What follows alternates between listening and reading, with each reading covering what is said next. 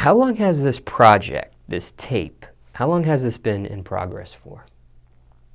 It's been a while. Like, I always had like the thought of dropping a tape, and then I started promoting that I was gonna drop a tape, but I never worked on it yet. So it seemed like I've been working on it for like probably like a year, but I've actually low-key been working on it for less than that.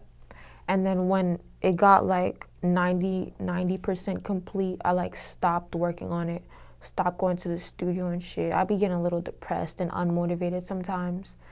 But this weekend I actually like did like some verses for some of the songs that I was missing a verse for. And now my tape's like 95% complete, so it's about to be done. And what's the name of this project? Angvish. That was like my first Instagram name. It means anguish, which is like pain, but I just replaced the U with a V. So I was like, I'm gonna name my tape that. And why do that? Why replace the letter there with the V? It kind of just seems like original. I always go for like the creative side of things. So if I could like turn something around into my own way, I'm gonna do it. And where did that title come from? I know you explained what it means, but where did that come from? Why that title? I remember one time I was like looking up like vocabulary words and shit, just learning new words. And then I realized like there's another word for pain. Like I was like, this is hard. So I was like, I'm gonna just make my Instagram name that, because I low-key feel like a lot of pain sometimes. So I was like, I'm gonna just name my shit Angvish. And then I was like, I'm gonna name my tape that, because there's a lot of like feeling, emotion as songs on my tape. So I was like, I might as well just name it that. Why change the Instagram handle there? What, my Instagram name? Yeah. Well, I changed it to my actual name, Aylek. At first that name wasn't available, but then like I seen like a fan had that name, and I was like, how you gonna have my name and I don't have my name? I was like, you need to switch. I was like, you need to switch your name with me. And then they was like, oh my God, I would love to. So I gave them like my other new name, and then they gave me Aylek. So I was like, it's lit. You lucked out there.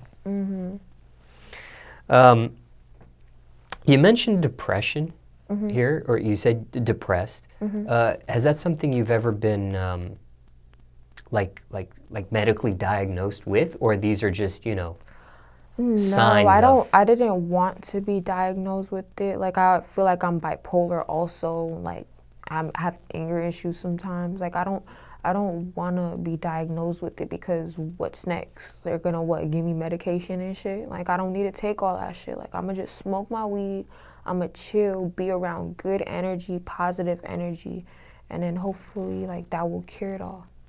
So. Now, somebody watching this may say, well, since you've never tried a medication, because you haven't been diagnosed, maybe you don't knock it till you try it.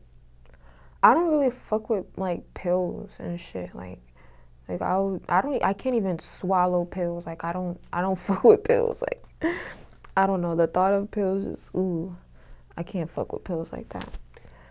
I feel like medication is made to kill you too faster. So I'm not fucking with that shit. When it comes to pills, is there a reason why you don't like to take? Did you have like a bad experience when you were young with pills? No, it's just I feel like our body like naturally helps itself, so I don't need like medication to help me unless I got like the motherfucking flu or some shit, or like I have like a really serious issue. But as far as like depression and stuff like that, like I don't need to take no pills for that. I see.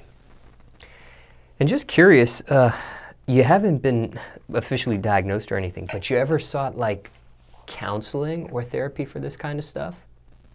Even with the anger issue stuff? My sister and shit like that, like they would be like, oh, you need to go to therapy. Your ass is crazy, da da da. I'm like, bro, I don't need to go somewhere so someone else can tell me how I feel, because they probably don't even know how they feel. Like you don't know, like you're not about to know how I feel. Like if you're not experiencing it, you're not gonna know how I feel. Like I don't care how professional you are. Like That's something I have to solve and deal with myself. Like, I'm not about to go somewhere and then talk about how I feel and have somebody else tell me how to deal with how I feel. Like, no, I gotta figure that out myself. I feel like that's when you feel more like stronger, when you go through your experiences yourself and then you figure out how to deal with those experiences.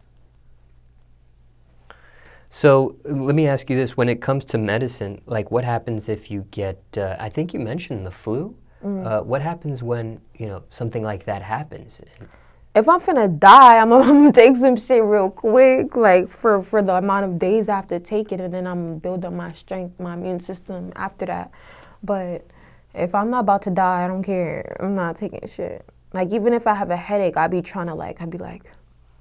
meditating. I'd be like, you gotta make this headache go away by yourself, bitch. You're not about to pop no leave pill.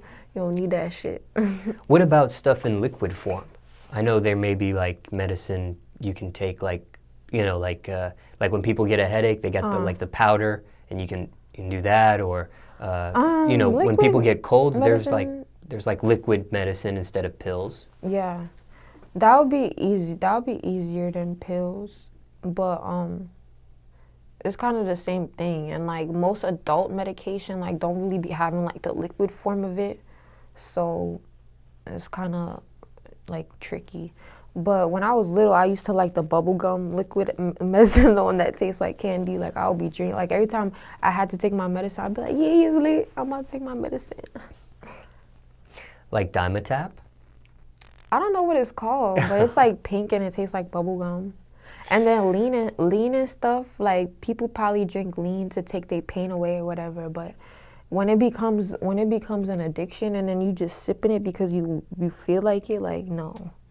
That's another thing. Like, I'm not about to do that. I'm not about to be walking around with a motherfucking styrofoam cup sipping lean every day. Like, nah, I ain't with that.